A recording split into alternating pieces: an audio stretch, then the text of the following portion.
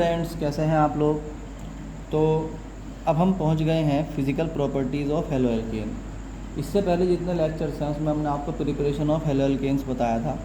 Preparation of halo alkanes वहाँ पर and हो गया था। तो फिर प्रिपरेशन ऑफ हेलो एल्केन अगर आपने नोट कर लिया है अपनी कॉपी में, और जब आप नेक्स्ट चैप्टर के अंदर पहुँचेंगे, माने एल्कोहल आप पढ़ेंगे या एल्कीन्स आप पढ़ेंगे, तो जब आप अल्कोहल पढ़ेंगे तो उसमें जो केमिकल प्रॉपर्टीज़ हैं वो एज इट इज़ आपकी preparation of hello alkanes from the alcohol आ जाएंगी।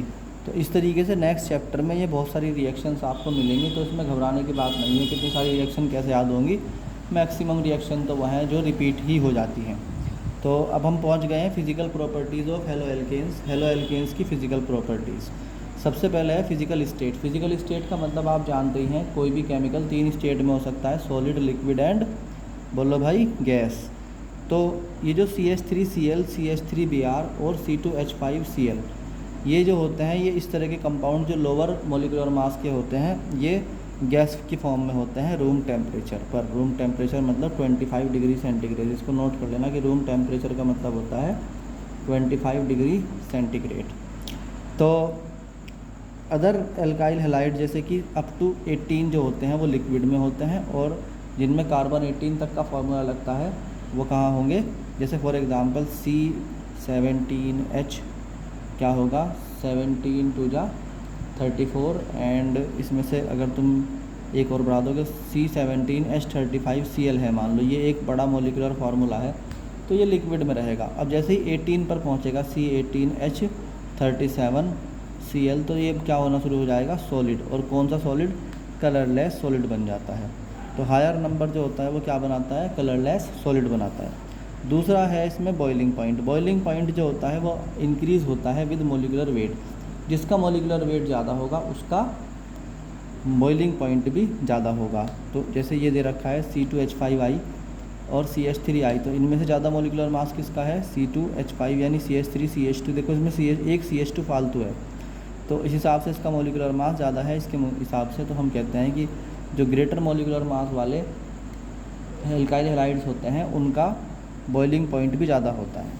नेक्स्ट पॉइंट है boiling point decreases as the branching increases. जितने जो स्ट्रेट लाइन वाले होंगे उनका सबसे ज़्यादा होगा, मगर उसके बाद जैसे जैसे ब्रांच निकलनी शुरू हो जाएगी, जितनी ज़्यादा ब्रांचिंग होगी उतना ही ज़्यादा क्या होगा, उतना ही बॉइलिंग पॉइंट कम होता चला जाएगा, यानी डिक्रीज़ होता चला जाएगा। तो हम कहते हैं ब्रांच इंक्रीज़ होगी तो बॉइलिंग पॉइंट डिक्रीज़ होगा। जैसे यहाँ पे देखो स्ट्रेट लाइन ऑफ 4 कार्बन्स हैं, CH3 CH2 CH2 CH2। इसका मतलब ये ब्यूटाइल है, 1 डिग्री ब्यूटाइल है, ये 1 डिग्री ब्यूटाइल क्या है, क्लोराइड है। अब यहाँ पर जो है ये सीधी चेन है, इसी चेन के अंदर से हमने क्या करा कि क्लोरीन को बीच में रख दिया, यानी कि 1 2 सेकेंड कार्बन पर हमने क्या कर दिया, रख दिया इसको। या ऐसे कर सकते हो आप कि इसे बोल सकते हो कि 2 डिग्री ब्यूटाइल क्लोराइड हो गया। तो इस तरीके से हम बोल सकते हैं कि ये 1 क्लोराइड 1 इथाइल क्या हो गया, प्रोपेन। तो इस तरीके से भी हम कह सकते हैं 1 मिथाइल 1 क्लोराइड, सॉरी पहले क्लोराइड लिखा जाएगा, 1 क्लोराइड 1 मिथाइल, और ये है क्या 1 2 3 यानी कि प्रोपेन। तो इस तरीके से इसमें एक ब्रांच आ गई, यानी कि ये एक ब्रांच में आ गया CH3। इसके बाद आप देखोगे तो कार्बन पर 2 एक्स्ट्रा मिथाइल ग्रुप आ गए, एक यहाँ पर एक यहाँ पर। यहाँ पर एक ही मिथाइल ग्रुप ब्रांच में आया था, यहाँ 2 मिथाइल ग्रुप आ गए, और यहाँ तो कोई मिथाइल ग्रुप ब्रांच में बोलो भाई है ही नहीं। तो जितनी ज़्यादा ब्रांच, अब देखो इसमें सबसे ज़्यादा ब्रांच है, इसमें उससे कम ब्रांच है, इसमें सबसे कम इसमें ब्रांच है ही नहीं। तो सब जिसमें ब्रांच ही नहीं होगी उसका सबसे ज़्यादा बॉइलिंग पॉइंट होगा, जिसमें एक ब्रांच होगी उसका उससे कम होगा, जिसमें 2 ब्रांच होंगी उसका उससे भी कम होगा, जिसमें 3 ब्रांच होंगी उसमें उसका उससे भी कम होगा। तो ये था बॉइलिंग पॉइंट। अब है densities of alkyl bromide and alkyl iodide are higher than water. तो वाटर के कंपैरिजन में इसको आप नोट कर सकते हो कि दो तो ऐसे हैं, 2 तो मॉलिक्यूल्स ऐसे होते हैं जिनकी डेंसिटी ज़्यादा होती है वाटर से। कौन कौन है वो, एल्काइल ब्रोमाइड और एल्काइल आयोडाइड।